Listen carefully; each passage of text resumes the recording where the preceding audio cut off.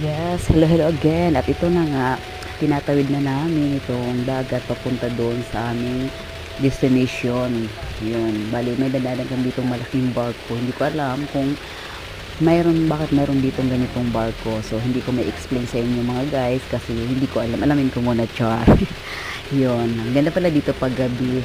Yun, gabi kasi kami nakarating dahil nga sa sobrang traffic mga guys. Yun, kaya yun, binaybay na namin ang dagat para makarating kami doon sa aming paliliguan dahil yun nga sabi nga nila maganda raw doon, balita namin maganda. So kaya ngayon para malaman natin kung talagang maganda yung pupunta namin mga guys. Yun yung nagmuni-muni ako dito dahil sobrang naamis ako dito sa lugar nila talaga.